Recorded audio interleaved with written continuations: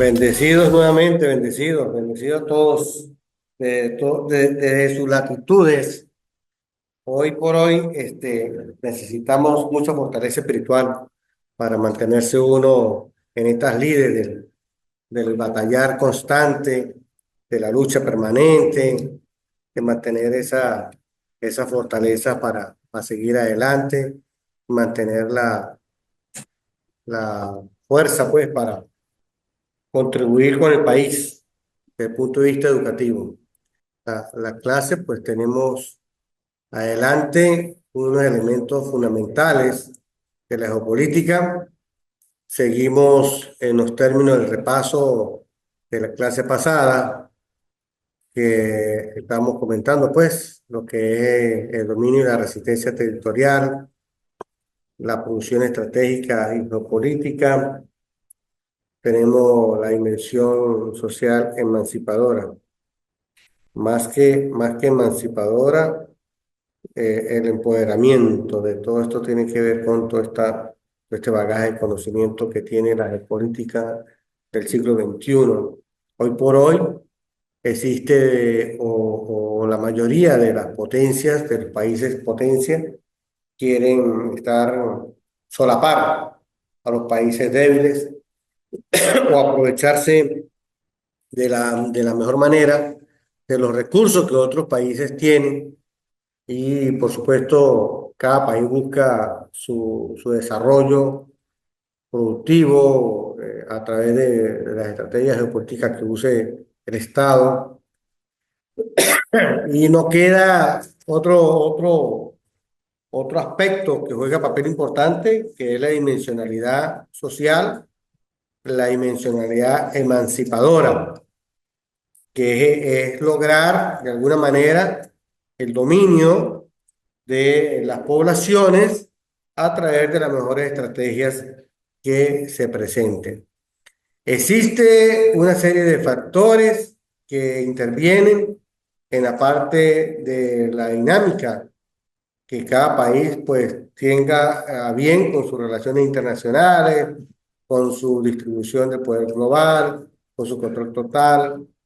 Comentaba pues que países buscan metales raros porque de alguna manera le sirven a sus intenciones o sus intereses propios. Me gustaría que ustedes me comentaran sobre estos factores que están señalados acá, cómo los aprecian ustedes desde su país, cómo observan esos factores y cuál es la incidencia que tienen estos factores en su país. Mauricio, Lili, ¿qué comentario tienen al respecto?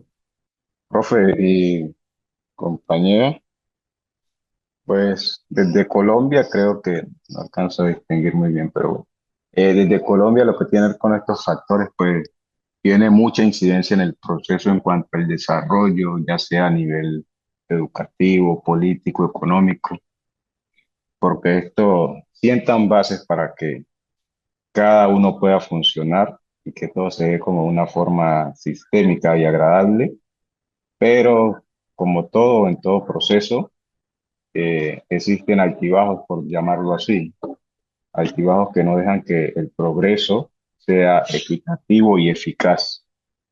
Entonces, considero que cada uno de estos factores impulsan, pero siempre se encuentran, por decirlo así, desde la mirada del poder, que se truncan o se encuentran tropiezos que no permiten que se dé a cabalidad en todos los sectores.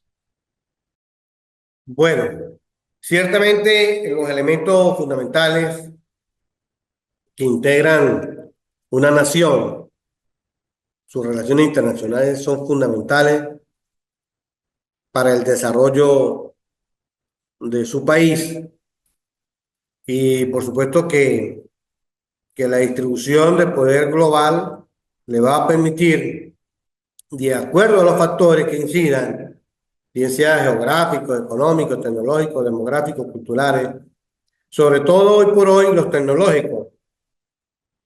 Y no es menos cierto que los tecnológicos, pues, hoy busca ese control, los países desarrollados, los países potencia, buscan ese control de los metales raros. Yo tenía por aquí una lista de unos metales raros que en el grupo de ellos son 17 elementos químicos que están allí en las tierras raras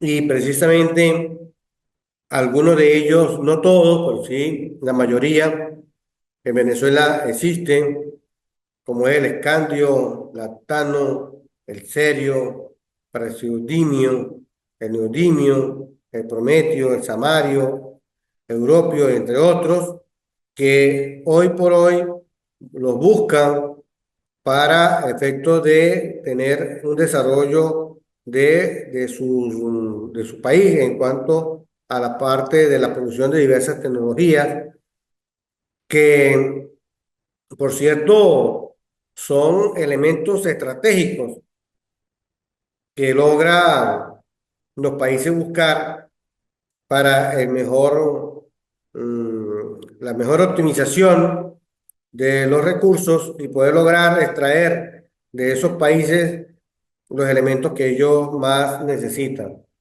Venezuela, pues, cuenta de depósitos de tierra rara, eh, otros minerales, como por ejemplo el caso del hierro, el aluminio, el magnesio, oro, y que ciertamente los países potencia buscan esos minerales, como por ejemplo el caso del coltán, para la mejor manera de lograr sus métodos, sus propósitos.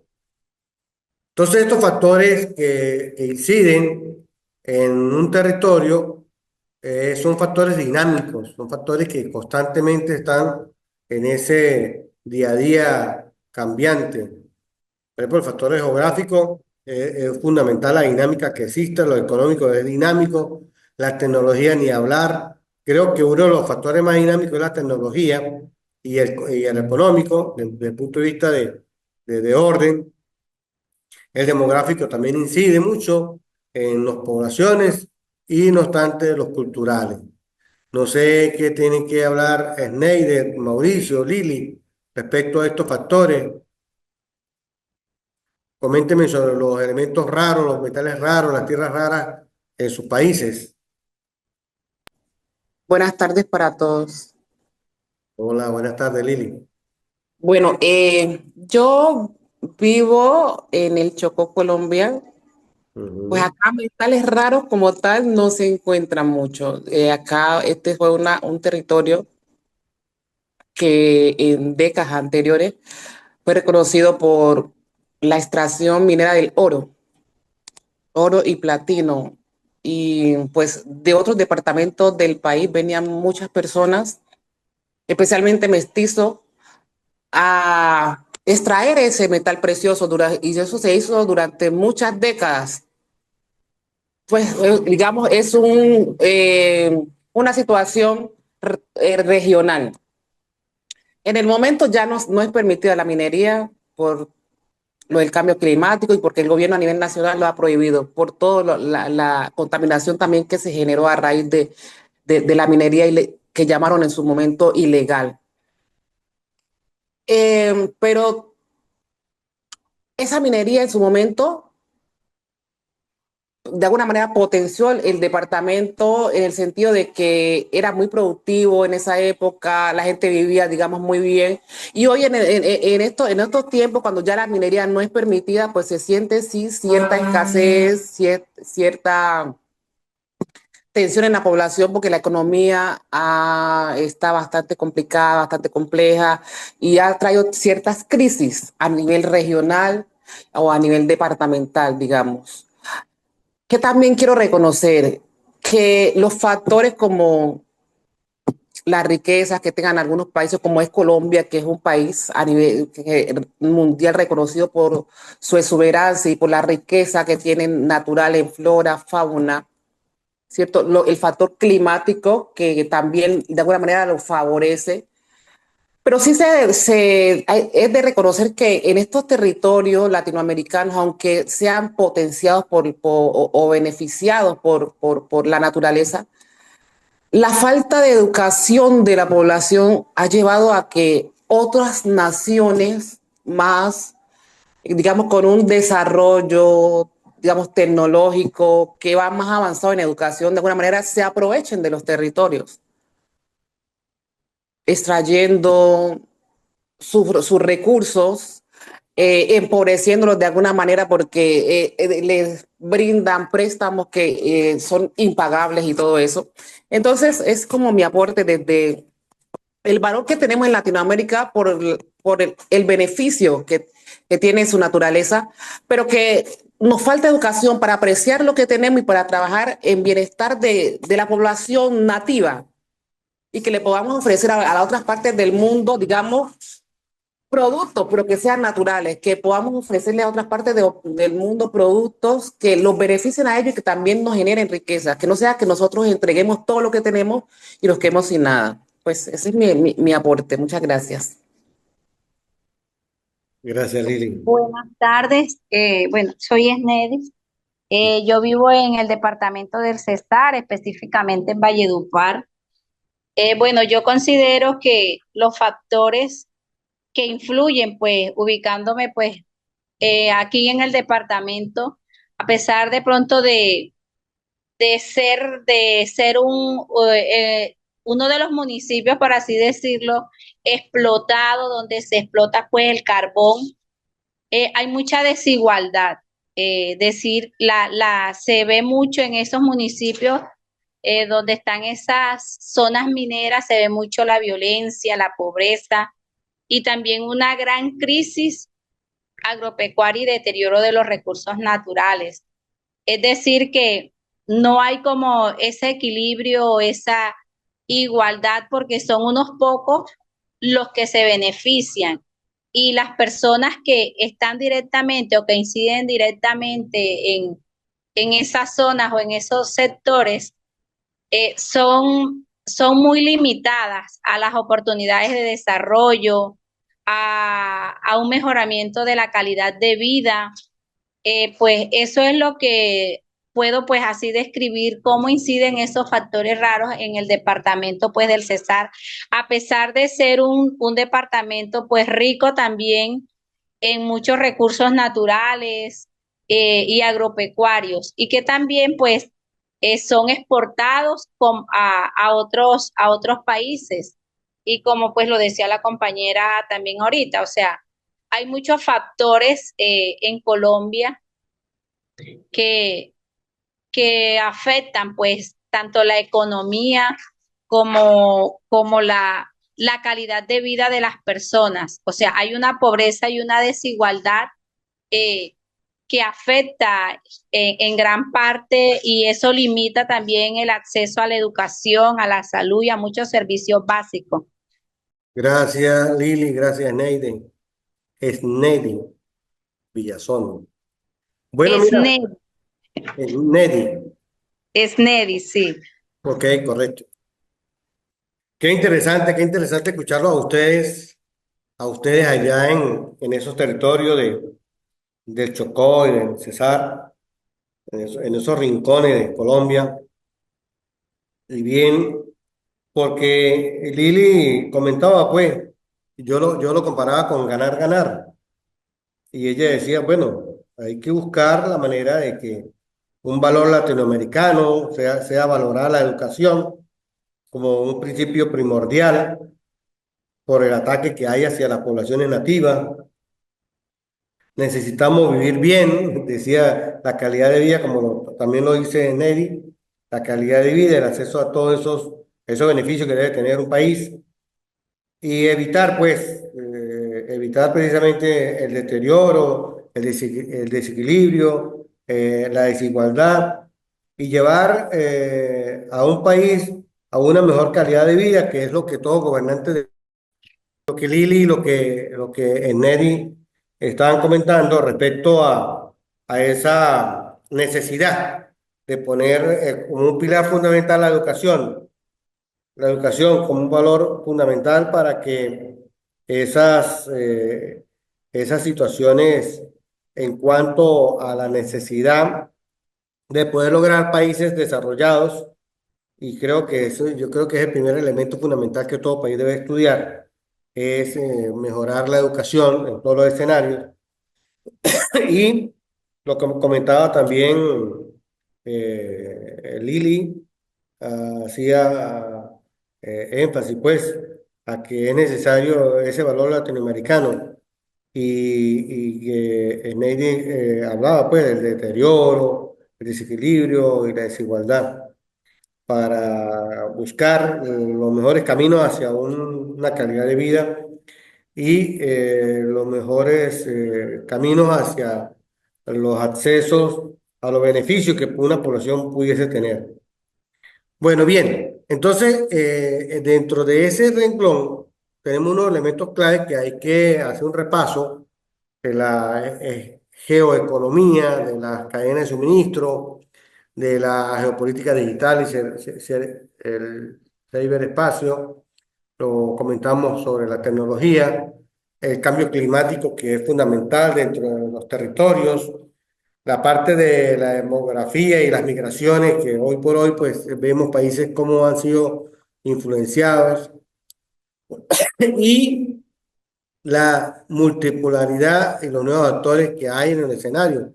También en esos nuevos actores vemos cómo, en esa multipolaridad vemos cómo los BRICS, que son un grupo de los 5 que arrancaron en el 2018, hoy por hoy vemos cómo otros países están o quieren aliarse a ese camino de los BRICS. Entonces, ¿qué es lo que se necesita? ¿Qué es lo que se necesita? Bueno, efectivamente lo que decía las compañeras, educación. Educar a esas poblaciones para que ese tipo de actividades que son dinámicas, por supuesto la economía es dinámica, la tecnología es dinámica, el clima es dinámico y hoy por hoy vemos también cómo la demografía y la migración son dinámicas. Entonces, no sé, Mauricio, a ver qué Mauricio nos repara respecto a estos elementos clave en cuanto a geopolítica del siglo XXI, Mauricio.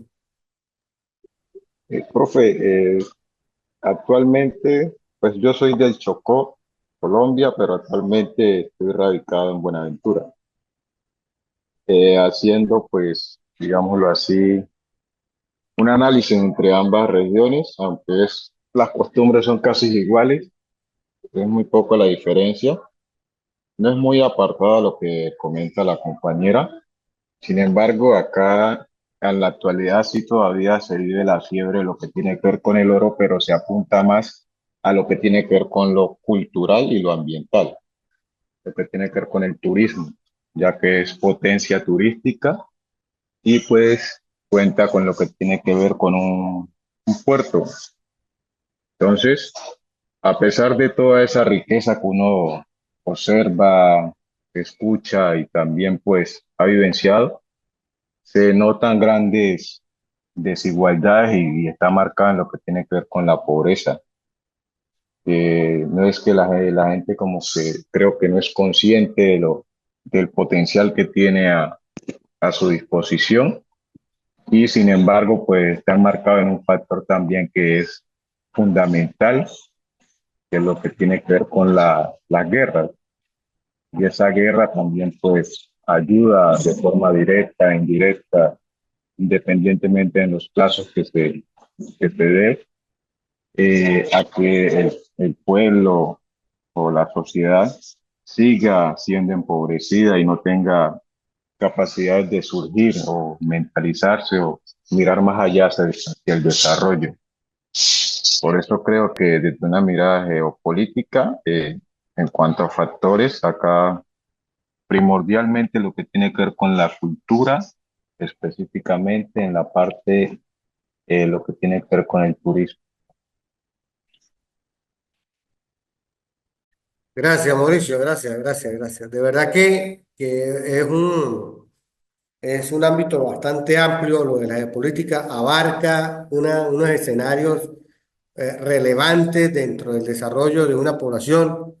Muchas veces la población es ignorante del mundo de lo que es la geopolítica, iniciando pues que tiene muchísimos elementos a que estudiar. Estudia regiones, producción, relieve, clima, espacios aéreos, marítimos, terrestres. Se estudia la globalización, la política internacional. Bueno, para usted contar los elementos fundamentales a los cuales nos debemos en materia de geopolítica del siglo XXI. Hoy por hoy se estudian prácticamente todos los elementos fundamentales que las regiones tienen, empezando que hay que estudiar. Hoy por hoy vemos como jóvenes, y ciertamente lo que decía Mauricio, los elementos fundamentales que tiene una población que es parte de ese desarrollo fundamental que reside en cada uno de los territorios, el estudio de lo que son los recursos naturales en cuanto a su cercanía y su producción. Tenemos que también un elemento fundamental, un elemento estable, un factor que incide en las poblaciones, que es precisamente el clima. Ahora bien, ciertamente el espacio marítimo, aéreo y terrestre es sumamente importante porque desde el punto de vista de geopolítico se estudian cada uno de esas aristas, iniciando que ello le va a favorecer de alguna manera lo que es la globalización en ese amarre, en esa contienda del mundo moderno. La política exterior de cada país es fundamental. Los países no pueden vivir aislados, tienen que mantener relaciones internacionales de cualquier manera con otros países porque su sustentabilidad a largo plazo, no la sostenibilidad.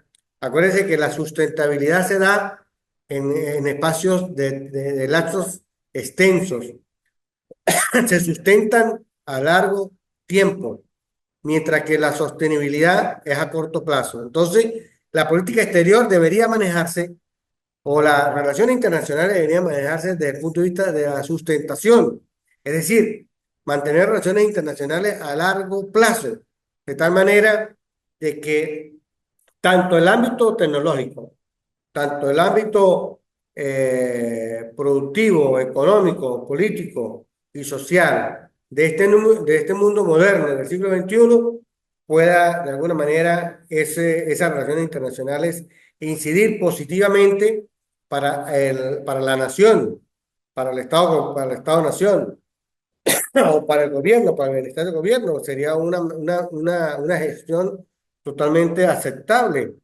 porque el país con las mejores relaciones internacionales le garantizo que ese país prospera, prospera en el tiempo, prospera y busca la mejor calidad de vida para su población.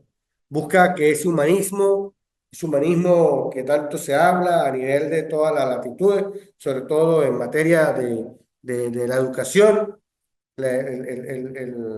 la teoría humanista debería abordar todos los escenarios de los gobernantes, todos los escenarios de la gobernanza, todos los ámbitos de una política pública, llámese el ámbito social, el ámbito político, el ámbito militar, el ámbito geográfico, el ámbito ambiental, el ámbito económico, que sería uno de los principales por los cuales los países buscan esos ámbitos para el mejor vivir, de, sobre todo lo que tiene que ver con la calidad de vida. Comentario, muchachos, Lili, Neidit y Mauricio. Bueno, apoyando un poco lo que dice el compañero, bueno, el compañero que es de acá de mi región y que ahora vive en Buenaventura, cordial saludo. Y el profe, pues, claro que sí. En estos países, bueno, o se podría decir a nivel mundial, se vive o estamos viviendo, hay que reconocer en la inmediatez, en el ahora, en el consumismo, aprovechando de manera desordenada o acabando lo que tenemos, los pocos recursos naturales que nos quedan o que quedan en algunos territorios, porque en otros todavía hay. Pero ya, por el momento, por el deseo de vivir, como esa emoción ya en el momento que es para ahora, sin pensar en las generaciones que vienen, que son nuestros hijos, nuestros nietos, los hijos de ellos. Entonces, no se han podido llegar a esos acuerdos. No se ha podido pensar en esa formación de la persona para valorar eso, para hacer esos acuerdos a nivel regional, a nivel nacional e internacional, que beneficien a las poblaciones, no solamente del presente, sino pensando en las que vienen, en las que vienen.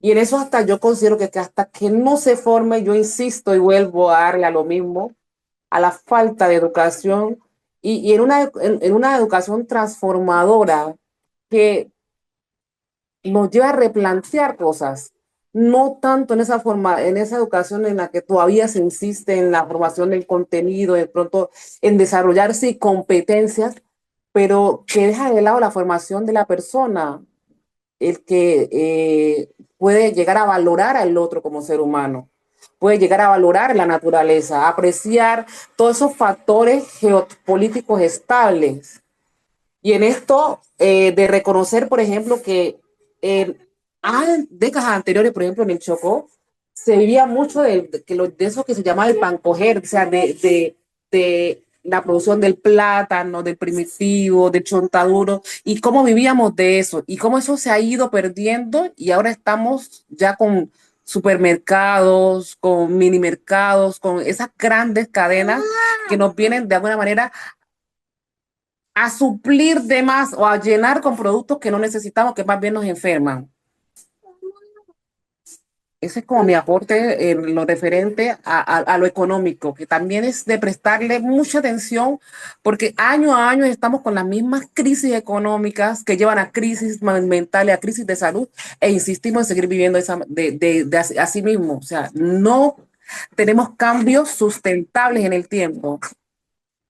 ¿Cómo hay, lo decía Lili y también Neide, Mauricio no nos ha tocado el tema. Mauricio, me gustaría, Mauricio, que comentes algo sobre lo que tiene que ver con la geoeconomía en tu región. Mauricio, ¿cómo se maneja la geoeconomía en tu región? Bueno, la economía de acá, de este sector, que es Buenaventura, costa pacífica colombiana, está centrada en lo que tiene que ver, pues, eh, todo lo relacionado con el puerto, que es la carga y descarga de mercancía nacional e internacional. Aparte de eso, se evidencia la parte agrícola, se evidencia la parte pesquera, se evidencia lo que tiene que ver con el turismo, que es el más fuerte, y pues se desarrolla minería de forma, digamos, artesanal.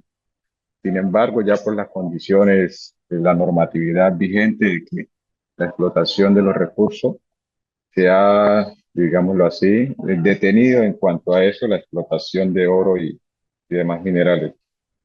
Por eso, digamos que el fuerte acá principalmente es lo que tiene que ver con el turismo, parte de la agricultura y lo relacionado con el puerto, que por cierta manera se puede decir que es la que trae, digamos, una guerra interna que se genera acá, que no ha dejado, digamos, que la sociedad pase el umbral de lo que tiene que ver con pobreza y llegar al desarrollo que se requiere. Gracias, Mauricio, gracias. Bueno, fíjese que Paracana habla sobre esos cuatro elementos, ¿no? Habla de las redes globales, la geoeconomía, poder mundial y la constante evolución que existe entre estos tres. Eh, ¿qué, qué elementos constituyen el poder blando? Fíjese que Joseph Knight habla de poder híbrido y de poder blando. Robert, ¿quién nos puede decir tú respecto a estos dos poderes, poder blando y el poder híbrido? Bueno, de lo que bueno, se ha compartido acá yo vivo en Ecuador, en Quito, en la capital. Prácticamente sería la situación de incorporar algunos lineamientos, ¿no? En relación a lo que es, se podría decir, la parte de desarrollo social con los diferentes ejes y con las posturas. Eso que se podría analizar desde el punto de vista de capital, ¿no? Donde se toman las directrices del país. Ok, ok. Fíjense que hablando de poder blando inserta dentro de su contexto, dice Joseph Knight, la cultura como un elemento fundamental dentro, y es parte de la educación, ¿no? Ahí entra a jugar papel importante lo que decía Lili, lo de la educación. Ella insiste mucho en educación, igual que los valores. Los valores son parte del poder blando dentro de una institución, dentro de un país. Por supuesto, la parte de la diplomacia, porque obviamente deben haber unas relaciones internacionales favorables para que ese país prospere. De alguna manera necesitamos de otros para poder constituirnos, para podernos fortalecer. Y por supuesto que el poder híbrido, como dice Joseph, son variables mundiales. ¿Cuáles son esas variables mundiales dentro de ese poder híbrido, eh, Robert? Pues, profe, lo que, pues, yo puedo, digámoslo así, desde mi punto de vista, las variables del poder híbrido, pues, están enfatizadas, pues, se puede mezclar, por decirlo así, los factores que hablamos anteriormente, que esas influyen para que un Estado, con referente a otro, ejerza su poder o que tenga algo de coerción sobre él y sobre él mismo, sobre él y otros países. Esa es la idea que tengo. Sí, lo que... Profe, disculpe. Bueno, complementando un poco sobre lo del poder híbrido, o sea, refiriéndome pues acá al departamento donde yo vivo, el departamento del Cesar, se puede decir pues que en muchos territorios de acá siempre ha existido, ha persistido la presencia pues simultánea del Estado, o sea, de grupos armados, ilegales, también empresas privadas, como lo mencionaba ahorita, como la minería, y eso pues ejerce una gran influencia sobre la población y también sobre muchos territorios. Eh, Podemos decir pues que en ese poder híbrido, el Estado controla siempre las instituciones públicas, las escuelas, pero los grupos armados también pueden influir en algunos territorios sobre en qué se enseña, qué se puede enseñar o qué comportamientos son aceptables. También dentro de ese poder híbrido podemos encontrar que el Estado puede usar la educación formal para consolidar la legitimidad. Siempre va a haber como ese control político en la educación, imponer reglas sociales, definir también desde el Estado, desde el control territorial, definir qué proyectos deben llegar a ciertos territorios y a quienes deben de beneficiar. Y con respecto a lo del poder blando, eh, siempre pues resaltar que la educación debe ser uno de esos grandes factores o de esos grandes instrumentos del poder blando. Y acá podemos ver que por lo menos la cultura cómo influye, en este caso en el Cesar, la música vallenata, el Festival Vallenato, por así decirlo, o sea, es como esa identidad regional y a su vez es patrimonio cultural. Entonces, es una herramienta que proyecta una imagen de acá del territorio y siempre va a reforzar esa identidad colectiva del departamento. También en esa, en esa parte blanda están también, influyen mucho las iglesias, actores religiosos y algunas empresas que tienen de pronto responsabilidades sociales, que pueden utilizar estrategias de poder blando al invertir en escuelas, patrocinar eventos culturales o financiar proyectos sociales. Correcto, correcto, así es eso, es eso. Precisamente el poder blando va hacia esos elementos que no tienen fortaleza, sino fortaleza, vamos a hablarlo desde el punto de vista político, sino va más hacia la parte de la estructura social. Por supuesto que, pues hablando, cuando hablamos de cultura, hablamos de educación, hablamos de eso, de esa ética, de esos elementos axiológicos que se complementan.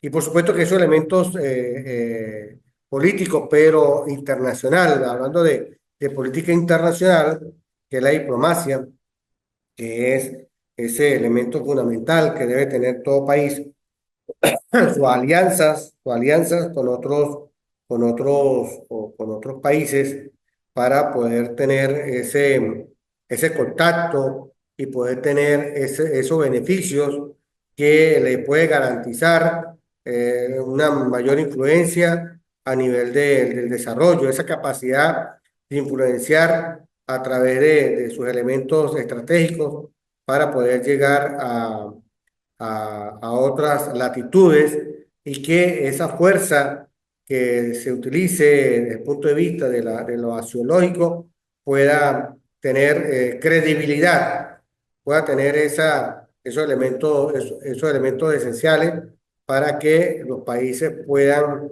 confiar, ¿verdad? Porque cuando existe esa confianza en los valores que ese país, desde el punto de vista político, genera, el modelo social va a ser favorable. Es decir, un país que brinde confianza va a tener las mejores relaciones internacionales y mejores intercambios culturales, axiológicos, políticos, sociales, económicos. Pero si un país no brinda la confianza posible, ese país, por supuesto, va a quedar aislado, como lo dice Joseph, va a quedar aislado desde el punto de vista de la geopolítica. ¿Por qué? Porque nadie va a confiar en él y nadie va a invertir. Nadie va a invertir allí y por supuesto que eso va de alguna manera a incidir en el mejor desarrollo y el mejor bienestar de los pueblos. ¿Ok?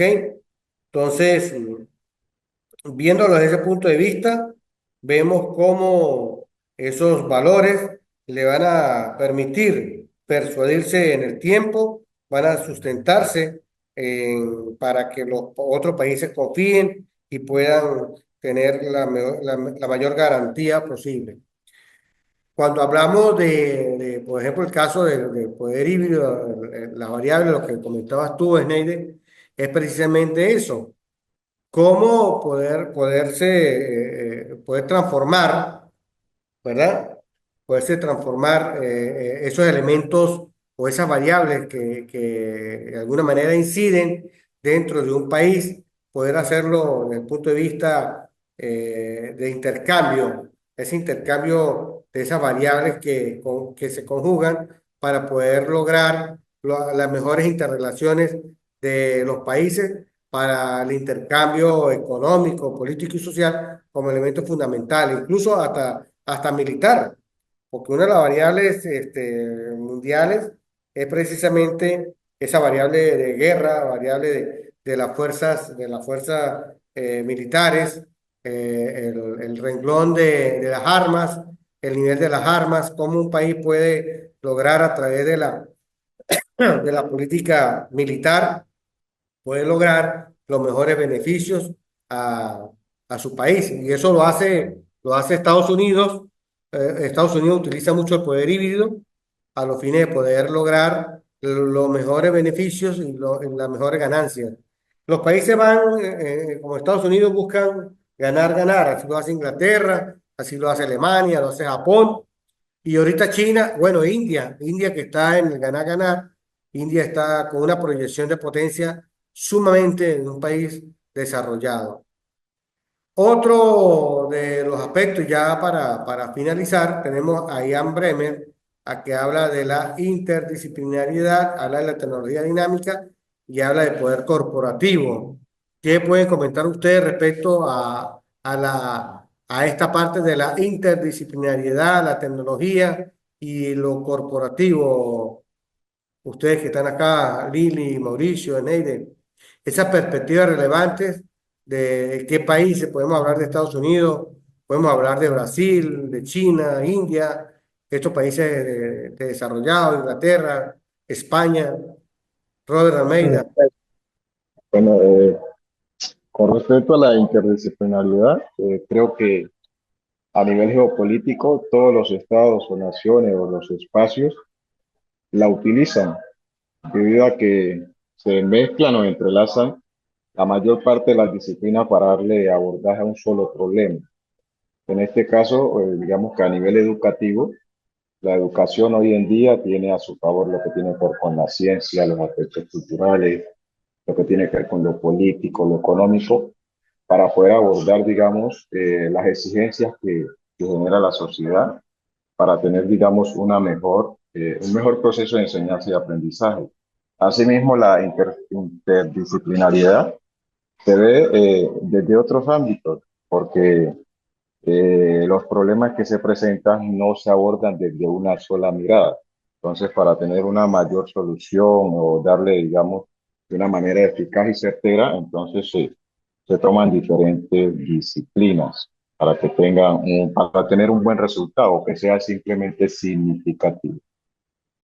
Gracias, Mauricio. Me hace recordar una sola mirada. Hay un libro, una sola visión, una sola mirada. No es suficiente una sola visión, porque desde el punto de vista, tú hablas de las exigencias, ¿sí? De las exigencias que debe tener un, este, un actor, la exigencia de un país, la exigencia de una gobernanza, cómo lograr los mejores beneficios o las mejores ganancias de un líder, de un país, de un gobernante, ¿verdad?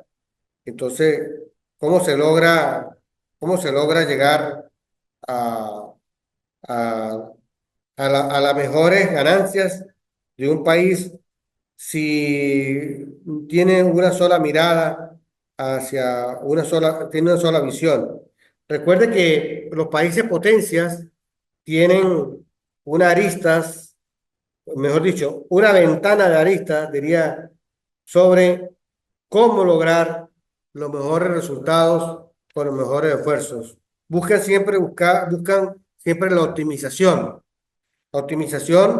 para llegar a los mejores términos del poder, para lograr los mejores resultados, como diría Ian Bremer, cómo lograr un resultado corporativo que le garantice el bienestar y la calidad de vida que hablaba Lili y hablaba también Sneide, la calidad de vida de la población. Se logra a través precisamente lo que decía Mauricio, de esa interdisciplinaridad, lograr hacer una conjugación de todos esos elementos, de todas esas variables para el mejor bienestar del pueblo. Y por supuesto, sin dejar de lado que la tecnología hoy por hoy ha sido el pilar fundamental de la geopolítica del siglo XXI. Hoy los países potencias buscan el avance tecnológico en todos los renglones. Háblese tecnología celular, tecnología nuclear, tecnología en todos los ámbitos del mundo para tener los mejores resultados para que un país tenga a bien el bienestar. Claro, estamos hablando de países democráticos, ¿ok? Hay países socialistas, hay países comunistas, hay países monárquicos, que las élites, por supuesto, son las que garantizan el mejor bienestar, pero hay países democráticos que buscan el bienestar global, el bienestar de toda su población, y a eso nos debemos. Comentario, por favor. Ya para cerrar, entonces, Bueno, para cerrar, ya casi cerramos. sí, señora, sí, ya Bueno, estamos aquí. sí, de alguna manera apoyando lo que usted dice sobre esa interdisciplinariedad, que es muy importante, y también para hacer un aporte relacionado con el poder corporativo, que bueno fuera que se cogiera de la mano con la interdisciplinariedad, que las corporaciones se organizaran y trabajaran en beneficio de comunidades, de individuos. Sin embargo, podemos ver que las corporaciones de hoy en día, digamos usted, las multinacionales y todo eso, pues muchas veces trabajan explotando a las comunidades, pensando en el beneficio de muy pocas personas. Entonces, hay muchas cosas que replantear en ese sentido. Bueno, muchas gracias. Sí, gracias, Lili. Mira, fíjese que todo esto, todo lo que hemos tocado, los espacios geográficos, todo lo que hemos tocado respecto a las ciencias políticas, a las ciencias de las relaciones internacionales, a la geografía, a la historia, a la economía, a la parte del ámbito militar, a la parte del ámbito geográfico, vemos cómo, de alguna manera, todos inciden en esa interdisciplinariedad mundial de la geopolítica del siglo XXI. Ya lo decía Paramacama, Joseph Nye y Ian Bremer, que esa perspectiva son los enfoques nuevos, los enfoques de la evolución, los enfoques hacia lo corporativo, los enfoques hacia las redes globales, hacia la tecnología dinámica. Todo esto engloba el poder mundial. Y hoy por hoy, pues precisamente los grupos de los 6, los grupos de los 20, el grupo de los BRIC, el CELAC, y todos esos grupos buscan el bienestar económico, el bienestar político, el bienestar social de una sociedad y sobre todo a la cual pertenece cada país. Bueno, muchachos, gracias por este encuentro, gracias por participar, gracias por ese feedback que hicieron ustedes, la participación de Lili, Neider, Mauricio. También, Robert, me contenta mucho haber compartido con ustedes, ha sido un honor y creo que, bueno, nos vemos en un próximo encuentro.